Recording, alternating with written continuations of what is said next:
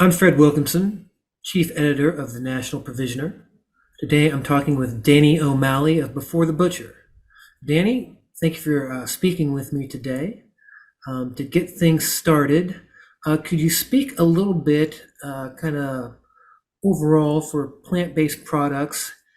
How is the market looking as far as any challenges in sourcing inputs, whether they be the proteins you use or flavorings or whatever? Are there any like supply chain challenges still kind of in the pipeline at this point, or have those things started to work themselves out? Or Hey, Fred, good talking with you again. Yeah, I'll tell you, it's interesting. I think from the last time we spoke up until now, there's been a gradual positive change to the supply chain. I think things have kind of gotten back on track. We're not seeing the long waits we had to get some of the ingredients we needed, especially products or ingredients we were getting internationally, like spices and things like that you just can't secure here in the United States.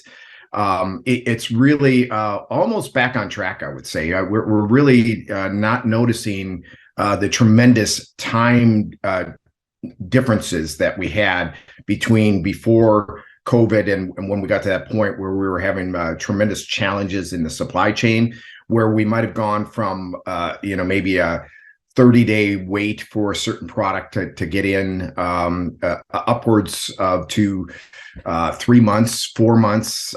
Even I think we even had one product that took almost 5 months to get to us with constant delays, one after another, including the ships sitting out in the port for a month, 2 months at a hand. If you remember that time, it was really stressful, waiting for your ingredients to show up so you could actually make a product.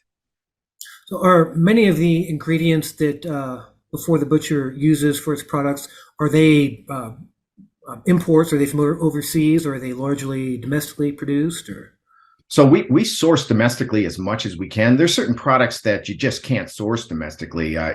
Certain spices that just are sourced from overseas and in Asia and other parts of the world that just aren't grown domestically, that you have to source outside of the U.S. But our goal is always to source as much as we can domestically, and that's what we generally do.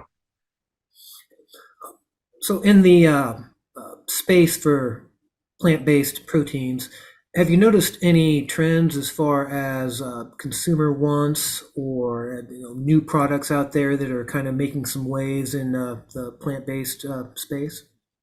Yeah, you know what? I think the consumer wants and needs have really diversified over the past year and a half. And, there's a lot of talk about the plant-based meat alternate category being depressed right now.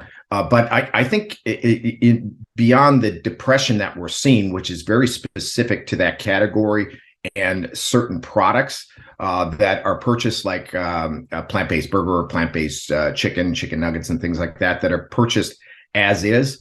The category for plant-based as a whole continues to grow in a really great way. And even for plant-based meat alternates, things like my company makes, there's growth potential outside of selling it directly to the consumer.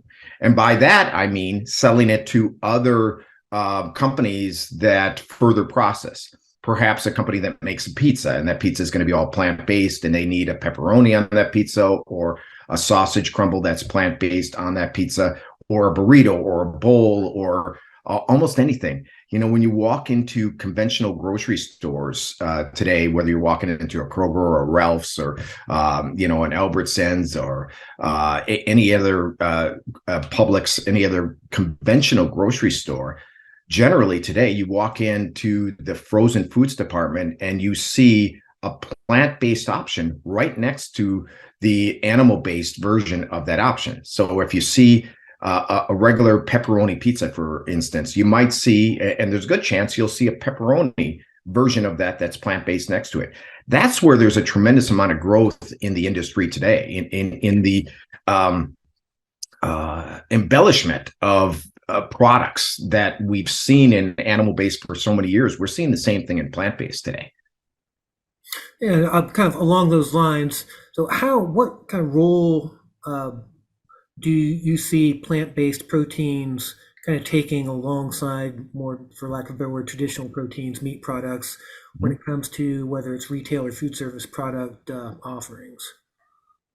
Well, honestly, I think we're getting to a period now, Fred, where we're just going to, it's, I don't want to say be complacent about it. We're getting to a period in time, and it's going to continue to grow from here, where it's commonplace. That's the best word to use. I think that there is going to be, and there is today, an expectation for plant-based products to be right next to the animal-based proteins or products that are made, and for them to either mimic or offer a true whole foods option to that animal-based protein. So it doesn't always have to be a plant-based cheese or a plant-based meat alternate on that pizza, or in that burrito. That burrito may just be all vegetables, and those options where it's more whole foods are becoming more popular today as well. And kind of from a product or kind of merchandising standpoint, so plant-based proteins, are they more like the center of the plate entree type replacement, or is the market more hotter for like plant-based meat alternative snacking products?